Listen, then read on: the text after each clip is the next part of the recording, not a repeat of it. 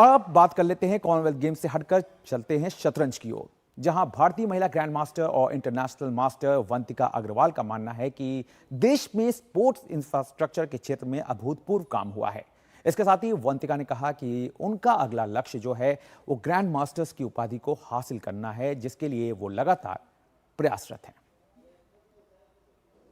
शतरंज की बिसात पर वंतिका अग्रवाल वो नाम है जिन्होंने बेहद कम समय में अपने आप को नए सिरे से सामने रखा है। इस वक्त वो हमारे साथ हैं और क्या कुछ इन दिनों उनका शतरंज की बिसात पे किस तरह से वो खुद को आगे बढ़ा रही हैं, इस पर विस्तार से उनसे बात करते हैं। वंदिका, बहुत बहुत स्वागत है डीडी न्यूज़ में। और सबसे पहला सवाल, हम सबको वो याद है, वो पल याद है जिस तरह से ओलंपियाड में आपने जब गोल्ड जीता था, साथ ही साथ एशियन गेम्स में भी आप ने देश को मान बढ़ाया था। हाल फिलहाल में अब किस तरह से अपने आप को आप इस खेल में आगे बढ़ा रही हैं?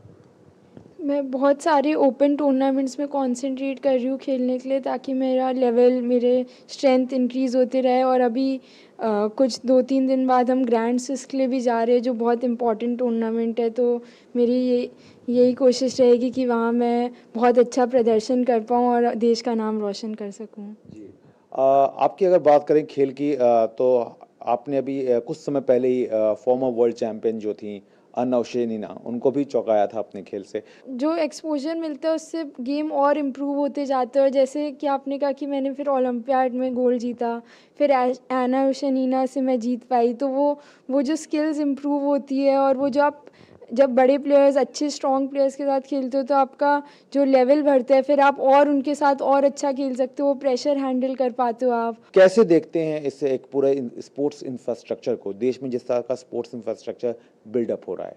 तो ये बहुत ज़्यादा ही अच्छा है देश के लिए, क्योंकि जैसी कंट्री में इतना बड़ा कॉमनवेल्थ गेम्स आता है तो और बहुत सारे लोग एक तो स्पोर्ट्स देखने लगते हैं, इंस्पायर होते हैं, और बहुत नए बच्चे खेलना भी शुरू कर देते हैं। तो जैसे कुछ साल पहले कॉमनवेल्थ हुआ था, तो एक तो इंफ्रास्ट्रक्चर, रोड्स इतना सब बहुत ज़्यादा ही अच्छा हो गया था तब दिल्ली में। अब गुजरात का भी इंफ्रास्ट्रक्चर, स्पोर्ट्स, और आई थिंक इतना ज़्यादा ही लोग और जुड़ जाएंगे स्पोर्ट्स से, इसके लिए तो बहुत ज़्यादा ही अच्छा होगा।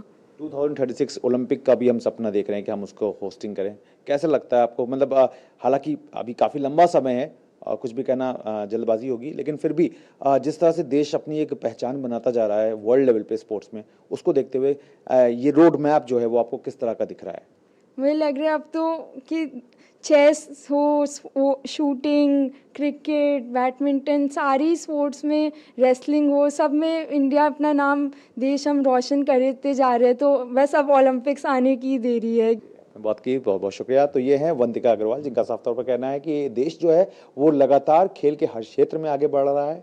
खिलाड़ी मैदान पर अपना असर दिखा रहे हैं, मेडल्स जीत करके ला रहे हैं, तो वहीं सरकार जो है वो खेल इंफ्रास्ट्रक्चर को लगातार मजबूत कर रही है, जिसका नतीजा 2036 ओलंपिक मेज़बानी हमें मिले इसके रूप में दिखाई दे सकता है। कैमरामैन राहुल चोपड़ा के साथ मैं गौरव कुमार, डीडी न्यूज़, नोएडा।